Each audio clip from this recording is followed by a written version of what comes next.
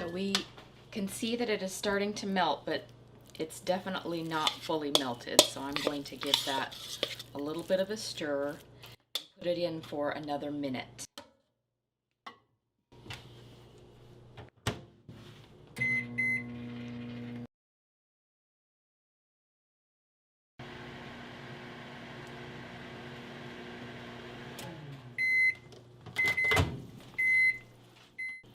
So now it's where we want it to be, nice and stringy and hot. So now we are going to add 3/4 of a cup of almond flour, stirring very well. Now if your dough cools down, you can always pop it back in the microwave.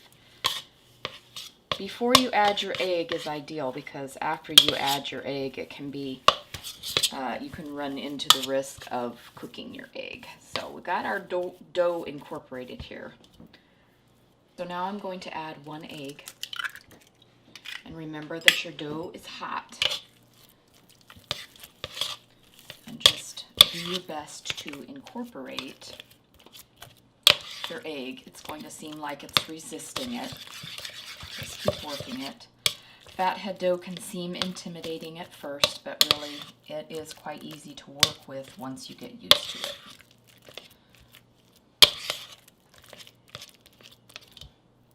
I'm going to take my clean hands and just continue to work the dough, being conscious that it is warm.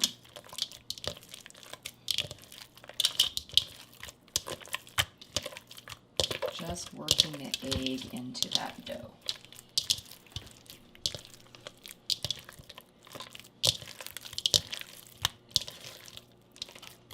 Okay, now I'm going to set aside my dough and just let it rest for a minute.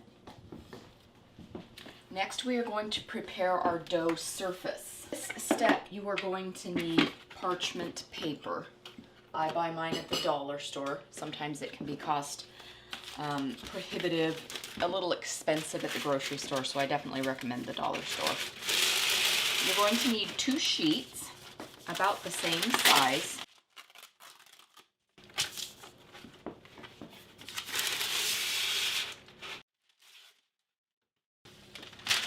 So about that size. So I'm going to season my dough with a little bit of Italian seasoning.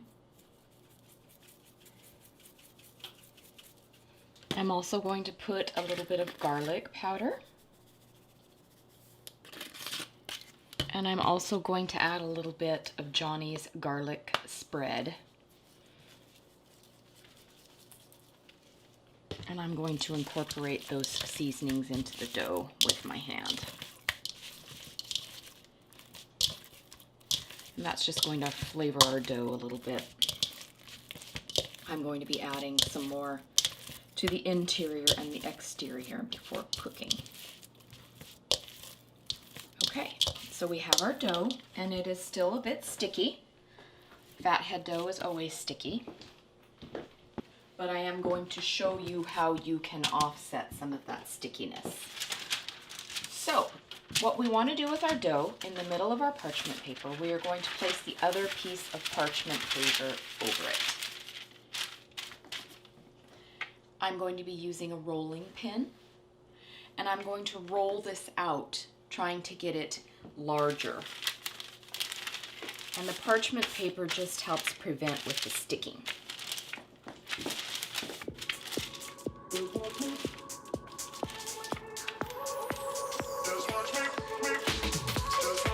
I won't make it easy for you now.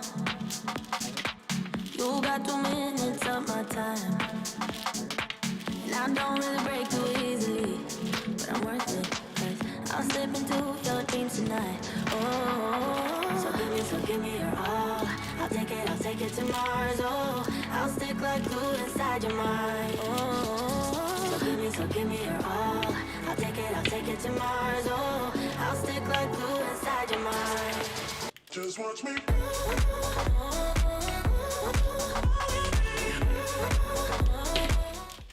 Okay, so carefully start peeling back your parchment paper. You are going to lose just a tiny bit of dough, but it's not too major. And you can always slightly pull it with your fingers. Here's the tip for working for fathead dough. damp fingers. I have a bowl of clear water here, and I'm just going to wet my fingers. And that really assists in working with fathead dough. So just have your little dish of water, because that's going to help you with your dough. Okay. So, I got some on the counter, of course I did. So I'm just going to smooth everything back together.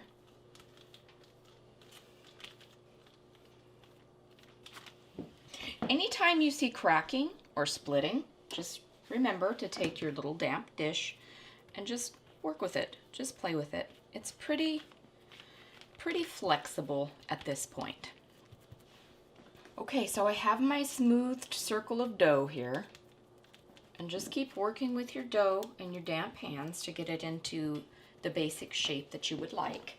Mine is kind of a squared off oval. We are going to begin filling half of our calzone with our toppings, but I'm going to place this onto my cookie sheet. And I just have my sheet pan here. So I'm going to transfer this to the sheet pan as carefully as I can. And now I'm going to fill just this half with my toppings. So I'm going to spread a little bit of pizza sauce. Try and look for as low carb of a pizza sauce as you can find. I found that the Walmart version is quite low carb. And I'm not going to be putting a great deal of sauce on this. There is controversy in the calzone world, of course, whether a calzone has sauce in it or not in traditional Italian. But you do whatever you would like to do. Most people consider a sauceless calzone to be a stromboli. And I'm only putting a small amount in here. You can always have some on the side for dipping after you have cooked your calzone. So I have got my sauce down. I'm going to lay down some pepperoni. As with any sort of pizza, you can do any toppings that you and your family prefer. I have really large slices of pepperoni here, but just regular pepperoni would work as well. Traditionally, pepperoni is used, also salami, which is the next ingredient I'm going to be putting in.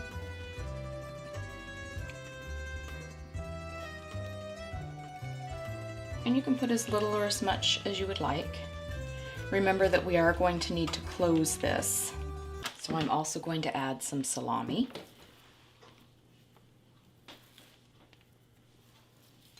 Now I'm adding the sauteed mushrooms and onions that we did earlier.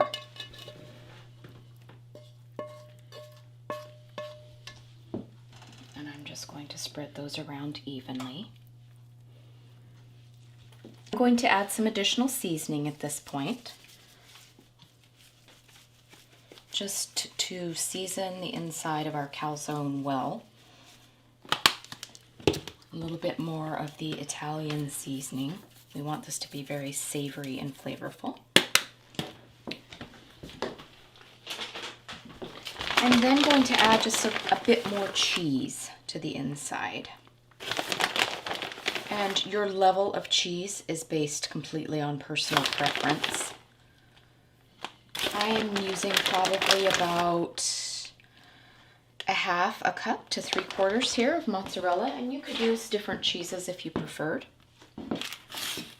So the next thing that we are going to do is we are going to fold our parchment paper this way to cover our calzone, like so. Scoot this down a bit. So we are going to start slowly pulling this away with our parchment paper. Remembering that if we see the dough sticking, we can always use our dampened hands here in our bowl of water to take it off. But it's coming away from the parchment paper quite nicely. So then we put our parchment next to it, because we are going to be baking it on this parchment. So the next thing that we do, we have our nice beautiful shell here. We are going to curl it around so that our toppings stay within our calzone. Okay, so just start curling it over as best as you can. Remember, this is going to be a very rustic looking calzone. Most calzones are. And you can wet your hands. If you don't want to try and do a curve over, you can just, simply use a fork and press it almost like a big turnover. And you're just kind of sealing it is what you're doing, so that our toppings stay in while we're cooking it.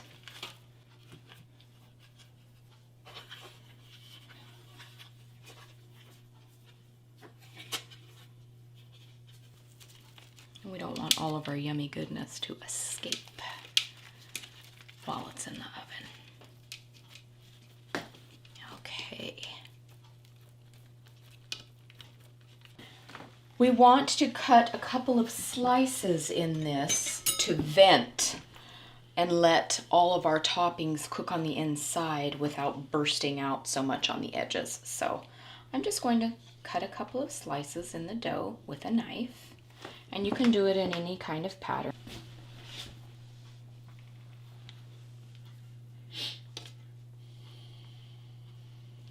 Okay, so there we have our little slices. The next thing that I'm going to do before I put it in the oven is I'm going to brush it with a little bit of olive oil and season the top. So I just have a silicone pastry brush here. And I have just poured a little bit of extra virgin olive oil into a dish, and I'm just going to brush it with some olive oil. You could use butter if you wanted, but of course olive oil is very traditional in Italian cooking.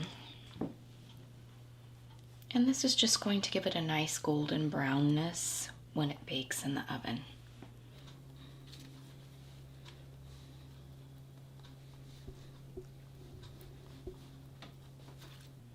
And just try and get all the edges.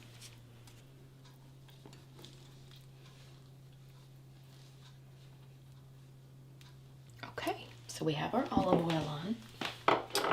And then once again, I'm going to sprinkle a little bit of seasoning on the top so the outside of our dough is also nicely seasoned. I'm going to do a little bit of garlic, a little bit of Italian seasoning, and just a little bit more of our Johnny's garlic spread. You could use some Parmesan cheese or Pecorino Romano if you wanted to. Okay, so there we have our oil and seasoned calzone. Now we're going to put this into our 425 degree preheated oven, just on our sheet with our parchment paper. And I'm going to cook this between 22 and 25 minutes. I'm going to start at the 22-minute mark and see how it looks on the top when it has been in there for 22 minutes. So into the oven we go.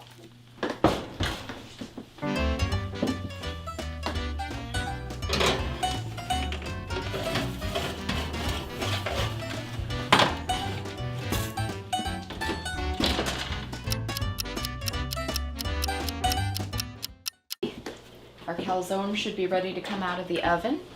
Mine did indeed take 22 minutes, but of course every oven temperature will vary, so just keep an eye on it. And there's what she looks like cooked. Nice and golden brown on the top. And our fillings did not escape, which is awesome.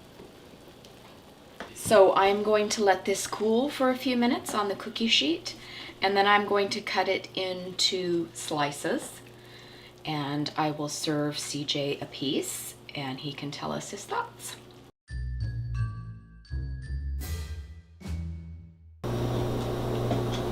Hi CJ. Hi.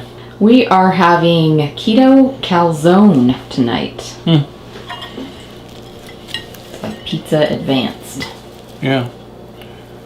And I gave you some dipping sauce if you want to dip it. That's just pizza sauce. Yeah.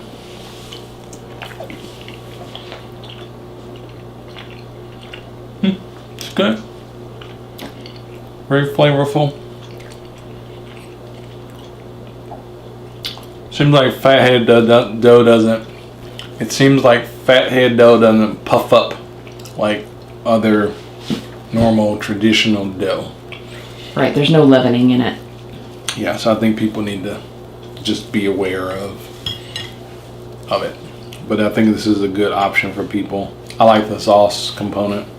Of course, people don't have to do it. No. It's really good, baby. Good. I think it's better than the first one you made I think it all depends on the ingredients you a did couple of weeks ago. Yeah, well, you were just messing around with it. Yeah, well, and what I made in there was a lot saucier because I started with like leftover spaghetti sauce. So this is good. I did notice. Seemed like the cheese always kind of melts together. It melts kind of away because it's a cheese base. Because it's a cheese-based product. So it kind of melts in with the rest of it. I guess you could melt some additional cheese on top if you wanted to. Yeah. No, I think it's really flavorful. Good. Lots of flavor. So good job, baby. I think people will like it. It's a nice option and a nice use of Fathead dough. Bye-bye. Thanks for joining us again tonight, you guys. We hope that you enjoy the calzone. I know that we are going to. We hope that you will consider subscribing and hitting the notification bell so that you can come back and make more delicious ketogenic foods with us. I try and do 4 recipes a month, 2 sweet and 2 savory, and we upload our new recipes on Sundays. On Wednesdays, we also have a keto conversation style discussion, and that is where we talk about different things on the ketogenic lifestyle. Sometimes we have keto food unboxings. Sometimes we discuss foods that we eat on this lifestyle. We are also on social media if you would like to join us there. We are on Facebook, Instagram, Twitter, and Pinterest. And we release teaser photos about foods that we are currently enjoying, foods we have made in the past, and also upcoming foods for our latest recipes. If you need any information on this recipe, the ingredients, the macros, tips that we found while preparing this recipe, and also some follow-up taste test information from CJ, that can always be found on our blog, and that is cjsketokitchen.com. So we hope that you will come back and see us again next time, and until that time, be well. Bye.